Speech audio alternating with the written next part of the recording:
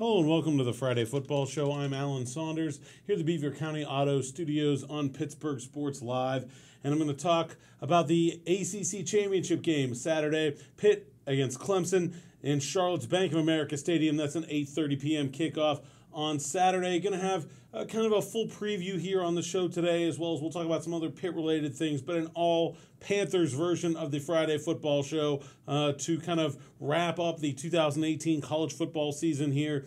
And then, of course, we'll get back to the Steelers going forward. But, you know, obviously a huge game for Pitt, a huge game for the entire program. I wrote today on the site at Pittsburgh Sports Now that this is the kind of thing that Pat Narduzzi has been bringing up in recruiting conversations for years, the idea that Pitt can be an ACC championship caliber team. They're capable of making it to the ACC championship game. And, yeah, I mean, it's been obvious for a while that the Coastal Division is wide open and anybody can take advantage, but until this point, Pitt hasn't been the team that's taken advantage and gotten to that ACC championship game, and now there's some tangible evidence that, yes, Pitt can do it, and it doesn't seem like, you know, Pitt's in any worse of a position going forward for 2019 and 2020 than any other team is when it comes to coming out of that division and being able to play in this game, play in the ACC championship game. The big sort of elephant in the room, though, is Clemson is really, really, really good. So how much does winning a division title mean? And does it matter if you come into this game and you get blown out? I think Pitt fans aren't going to feel great about this season. If Pitt loses this game by 40 points, goes to a bowl game at 7-6, it's probably not going to be a prominent one. That's not the way that you want to end the season feeling after what has been a pretty good year for the Panthers to get to the point that they are right now. I think if you asked just about any Pitt fan before the season if they'd sign up for Pitt being in the ACC championship game, where do I sign? Yeah, absolutely, let's do that. But I think the way things have played out, if this goes way off the rails here, I don't think it's going to be good feeling off season. And so I think this game's really important for the Panthers, not necessarily to win. Obviously, it's a big deal if they win the ACC, they go to a New Year's Six Bowl, and all the the added benefits of those things. But I just think it's very important for them to play a competitive game on national television and prove that they belong to be in that stadium on this stage with Clemson on Saturday night. How are they going to do that? It's not going to be easy. Clemson is really, really, really good. I ran down on one of my stories yesterday on the site the All ACC awards, and it was pretty stark. Dabo Swinney, ACC Coach of the Year. Then you have Travis Etienne, Clemson running back, ACC Player of the Year and Offensive Player of the Year. And then there was, I believe it was Cleveland Farrell, the defensive end, who was ACC Defensive Player of the Year. Half a dozen All-ACC first-team players on Clemson's side, none on Pitt's side. Oh, yeah, the ACC Rookie of the Year, Clemson starting quarterback, and a guy that Pitt head coach Pat Narduzzi said will be the first overall pick in the NFL someday, in Trevor Lawrence. So, yeah, Clemson's really, really, really good. They don't have any weaknesses. There's no way that anyone has taken advantage of them. They're obviously unbeaten, and even in the games that have been close, Syracuse knocked out the starting quarterback. Okay, well, if that's your game plan, I guess you could give it a try, but that's not something you can really bank on. Every other team Clemson has beaten soundly, and there's no real one or two matchups that I feel like are important for Pitt that they could take advantage of. Clemson's just a sound team. So how does Pitt play with them? Well, I think one of the ways you look at the game against Miami last week, and yeah, the final score turns out to be a bit lopsided, 24-3, but really outside of that punt return touchdown, Pitt held Miami's offense in check for most of the first 3 quarters of that game. If Pitt's defense can have a similar performance against Clemson, I'm not saying they're going to be able to hold them off the board, but if they can keep this game interesting into the second half, I think that will really be an accomplishment for this defense, and I think they've shown and they played really well against Notre Dame too. So it's not like that only happened against the Miami offense that's really struggled this year. They haven't been consistent with it, but I think one of the things that's a commonality between what Miami was doing what Notre Dame did. And it's different than what a lot of the teams that have really beaten up on Pitt's defense is the tempo. You're not going to see Clemson out there running 10-second plays like UCF, like Syracuse, like Duke, like Penn State. They don't have the tempo as part of their offense. They still run the RPO, still going to have 3 receiver sets a lot of the time. You know, it's a similar offense to a lot of the things Pitt has seen, but the tempo aspect of those offenses really prevents Pat Narduzzi and that Pitt defense from calling some of their more elaborate blitzes, from getting the right sub package into the game and making personnel changes. I think one of the strengths of the Pitt defense is its depth. It has a whole second team basically that plays every week, but when a team runs so much tempo, you can't get them on the field. And so I think that is maybe the one area where you can look at this Clemson team and say, well, they're not as good at that as some of these other teams that Pitt has faced. And so if Pitt can keep this game close defensively, I think that'll go a long way. 8:30 kickoff, so a lot of people will be in bed by 11. If the game is still in contention at that point, I think that's a minor victory for Pitt. On the other side of the ball, it's going to be extremely difficult for Pitt to run. Nobody has run very well against Clemson. Georgia Tech did. That's about it. And Pitt's offensive line really struggled against Miami last week. Miami's defensive line is very similar to Clemson's defensive line. They do a lot of the same things, except that each one of Clemson's players is significantly better than each one of Miami's players. It's like a whole nother level removed. People joke about college teams playing NFL teams, and it's farcical because no college team could ever reliably beat an NFL team. But that Clemson defensive line could all get drafted tomorrow and play for like the Cincinnati Bengals next week. That'd be fine. They're all individually outstanding players. 2 5-star defensive tackles. One was the number 2 player in the country. I think it's going to be impossible for Pitt to run the ball if Kenny Pickett doesn't show something early in the game, whether it's him moving the ball by himself with his legs or it's the passing game. Pitt is going to have to get Clemson off the running game, because if I'm the Clemson defense right now, I'm not scared of Pitt's passing game. I'm just not. I'm going to sit on that, play the Clemson strength, sit on the run. They're the number 1 team in the country in yards per carry against, something like 2.2. It's just absurd. And, I don't know why they would do anything else. So I think it's the only way Pitt is going to be able to move the ball is if they get some big plays. And Kenny Pickett, I think, has to, early in the game, establish himself as a threat to move the Panthers down the field in order to get Clemson out of just shutting down the running game. Because if they want to, they will be able to. I've got some more here with, it's one thing to kind of break down all of those X's and O's that I just did, and then you kind of say, well, is Clemson better than they were in 2016? And I'm not sure. Yeah, I think they are a little bit. I mean, but they won the national championship in 2016. So they were pretty darn good. And is Pitt worse than Pitt was in 2016? Maybe, in some places. I think Pitt's defense is better. Pat Narduzzi said that this week. I think Pitt's offense is a little bit worse. But on the whole, I don't think Pitt is significantly worse than they were 2 years ago. So how, given that stark matchup that I just presented, how the heck did Pitt win this game 2 years ago? We know it's possible. We've seen it happen. How did it happen? And, I went back and watched that game this week. And in a story that's coming up at Pittsburgh Sports Now, I interviewed several players that played in that game. I talked with George Aston, Scott Orndorff, Terrence Webb, Chris Blewett, talked about the things that happened in that game. One of the things that came up as a theme was that Pitt got big plays and big games out of people that were not Pitt stars.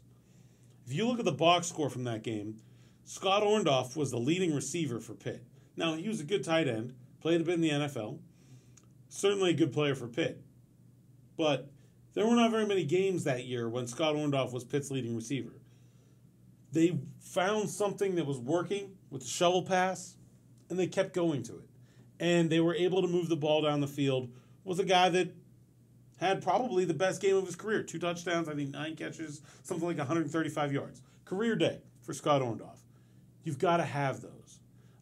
You've got to have guys that you don't expect to make big plays.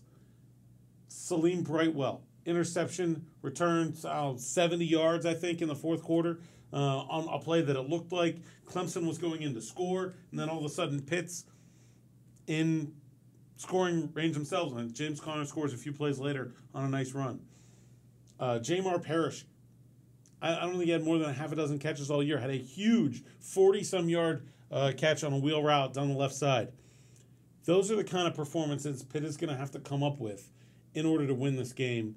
It's got to be guys that do not come to the front of your mind when you're thinking who is going to be the difference maker against Clemson.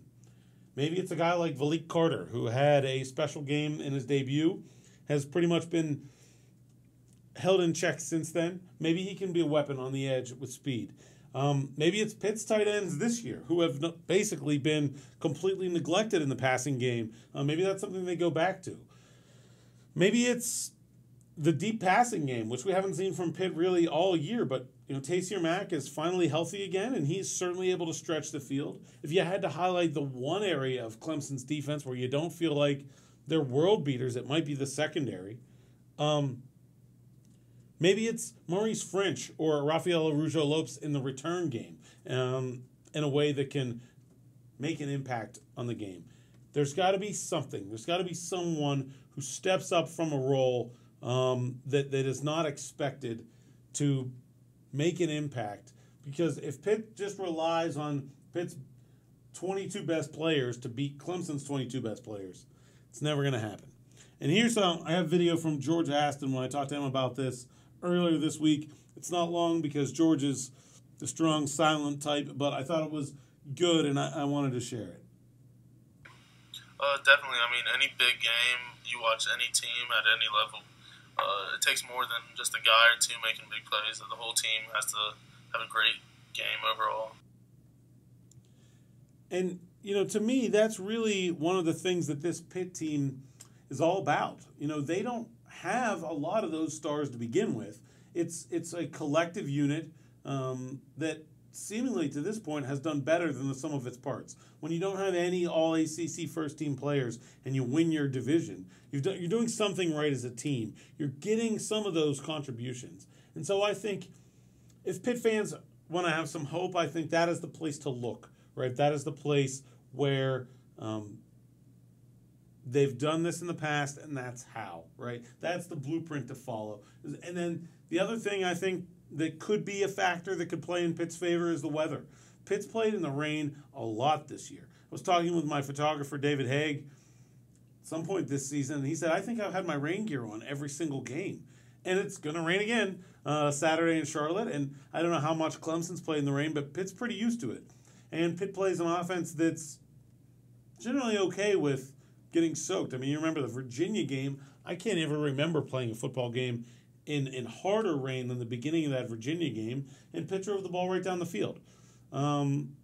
So there's some things that if you're looking for some optimism that can be latched on to, I think, as a Pitt fan, that, I think the line's like 27.5 or something like that, but there's no reason I think it has to be a blowout. I think Pitt can play with Clemson, and I do think there are reasons for some optimism from Pitt fans that is not going to be an embarrassing game. But let's not make any bones about it. Clemson is an excellent football team. They are a heavy favorite for a reason, and in all likelihood, they're probably going to win.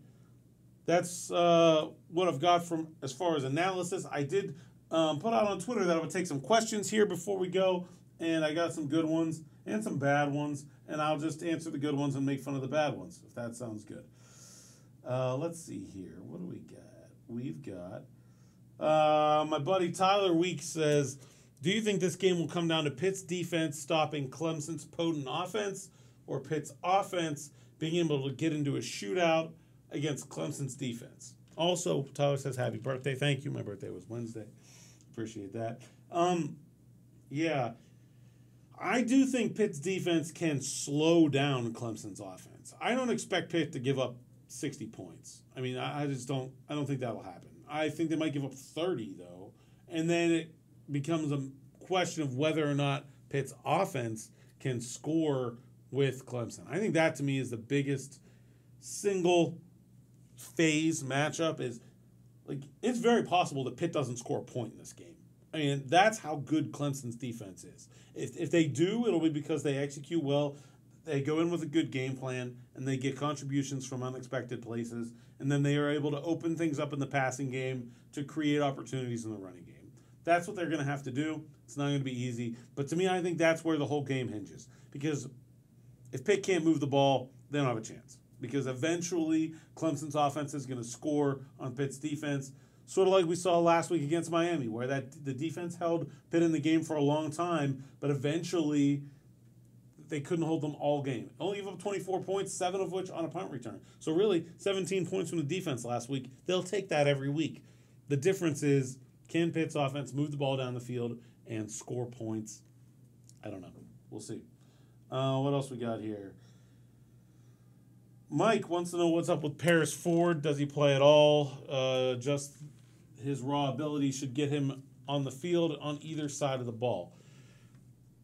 Pitt's corners are playing really well. I mean, I obviously don't get to watch every practice. I don't see what Paris is doing off the field. He does play a little bit. He's kind of been their number 5 corner, basically. Maybe number 6, depends. But look at the guys that Dane Jackson's playing really well. Jason Pinnock's playing extremely well. Damari Mathis is playing well. Sometimes guys just have to wait their turn. Sometimes it takes a while for that to happen. And I think this notion that just because Paris was like a 4-star recruit and a really good athlete in high school means that he's definitely going to be some kind of difference maker is very flawed. Like, there's lots of people that are 4-star recruits that never make any kind of impact in college football. I think he will, but it's not like just being a 4-star recruit means that he's some sure thing to be this fantastic playmaker at the next level. Still figuring that out, and I don't understand. I mean, Pitt has plenty of other. I don't understand why I get asked about Paris Ford all the time, because Pitt has plenty of other 4-star type players that are not playing also, or worse, transferred. Whatever. I mean, these things happen. Cornerback play has not been one of Pitt's big issues this year. The guys in front of him are playing really well, and I think we'll get there eventually, but probably not this year. I also think that he's better suited to safety than corner, and I think maybe we'll see him move back there in bowl practice, just given the way that Pitt's corners have played, the depth they've showed, and the fact that they've only got one senior at that spot. So there's not going to be a lot of turnover. What else we have? Smitty wants to know who is the most important player on each side of the ball in this game for each team. So this is probably the answer in like 90% of the football games, but it's the quarterbacks, right? I mean, and for different reasons, though. I mean, I think I explained pretty well why I think Kenny Pickett is important to Pitt, but I think Lawrence is really important for Clemson. It's a big stage. It's the first time he's been in this kind of game as a freshman. So there's some of that. But to me, I think Pitt has shown the ability to take away the running game from time to time. Pitt has not shown the ability to stop an extremely efficient, well-working passing game. You look at that UCF game, even the Penn State game, second half, Pitt wasn't stopping anything through the air. Even the backups for Penn State. So I think if Lawrence plays one of his best games, he's also going to deal with the conditions, of course, too. If he plays one of his best games, it's probably not going to go that well for Pitt. And I think Pickett is absolutely essential for Pitt to stay in this game. All right, let's get to some bad questions. Jonesy wants to know, after Pitt beats Clemson, how much do you think Vegas favors them against Bama? Pitt's not going to play Bama, even if they beat Clemson. And Pitt would be like a 35-point dog to Bama, probably, roughly, even after beating Clemson. Maybe more. At least 35. Bama's good.